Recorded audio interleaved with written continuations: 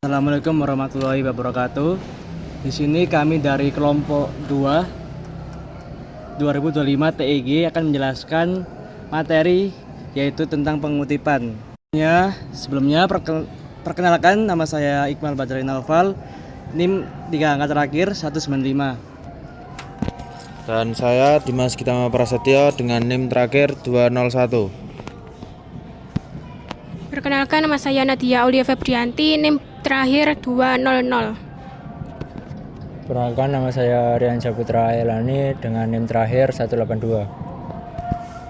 Perkenalkan, nama saya Devan Raffi Farudin, NIM saya angka terakhir 193. Perkenalkan, nama saya Cafid Robin Saputra, NIM 3 angka terakhir 207. Yang pertama, pengertian. Kutipan adalah pengulangan kata atau kalimat-kalimat dari sumber lain yang digunakan dalam tulisan atau karya ilmiah, yang digunakan untuk mendukung argumen, menjelaskan konsep, atau juga memberikan contoh. Kutipan dapat berupa kata-kata atau kalimat yang diambil secara langsung dari sumber yang asli, ataupun dapat berupa parafrase yang ditulis dengan kata-kata sendiri. Dan ada pula kata kutipan yang berasal dari bahasa Indonesia, berasal dari kata kutip yang berarti mengambil atau menyalin. Kata kutip sendiri berasal dari bahasa Melayu yang dipengaruhi oleh bahasa Arab, kutiva yang berarti mengambil atau memotong. Dalam bahasa Inggris juga, kata question yang berarti kutipan berasal dari kata Latin quotare yang berarti menandai atau mengutip. Kata quotare sendiri berasal dari kata quotus yang berarti berapa banyak atau berapa kali. Dan ada pula jenis-jenis pengutipan. Yang pertama ada pengutipan langsung, kedua kutipan tidak langsung, ketiga kutipan panjang, 4 kutipan pendek, 5 kutipan sumber di depan, 6 kutipan sumber di belakang, 7 kutipan dalam kutipan, 8 kutipan dari 2 atau lebih sumber. Selanjutnya yaitu kutipan yang pertama, kutipan langsung. Kutipan langsung adalah pengutipan teks dari sumber asli yang diambil secara utuh tanpa perubahan kata, kalimat maupun struktur. Ciri utama dari kutipan langsung yaitu penggunaan tanda kutip dan penyalinan teks secara lengkap dari sumber aslinya. Contohnya, tanda kutip menurut Sugiono pada tahun 2019. Penelitian kualitatif digunakan untuk memahami fenomena yang dialami oleh subjek penelitian secara holistik.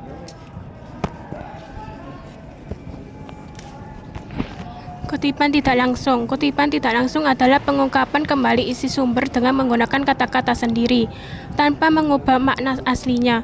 Tujuan utama dari kutipan tidak langsung adalah untuk merangkum, meringkas, atau menjelaskan ide dari sumber secara jelas dan padat. Menurut Creswell 2014, kutipan tidak langsung biasanya digunakan untuk menyampaikan gagasan utama dari sumber tanpa menyalin teks secara verbatim atau menulis kutipan dengan perubahan atau modifikasi teks.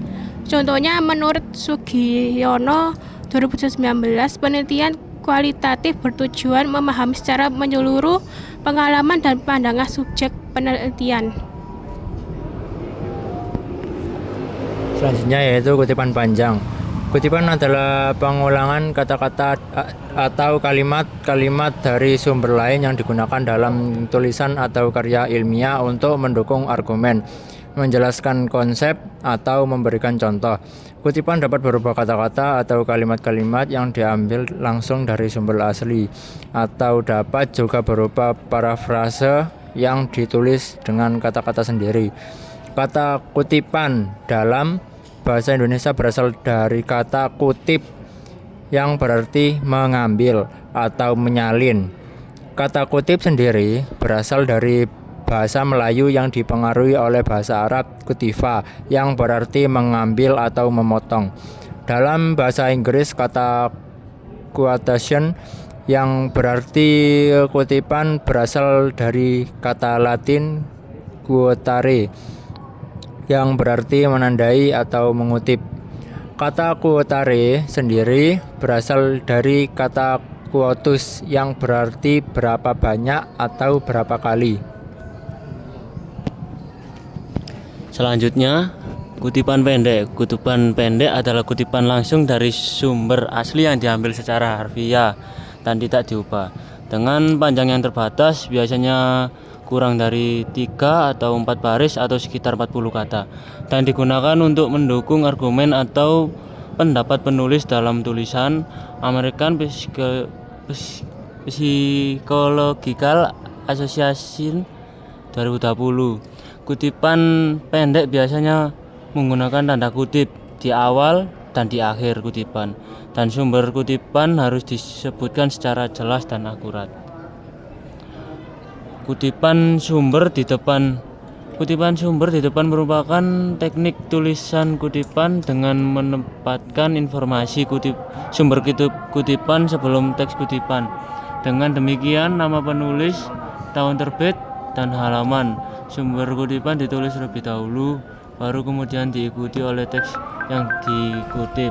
Menempatkan sumber informasi di awal kalimat biasanya digunakan untuk memperkenalkan ide dari sumber sebelum menyampaikan isi utama.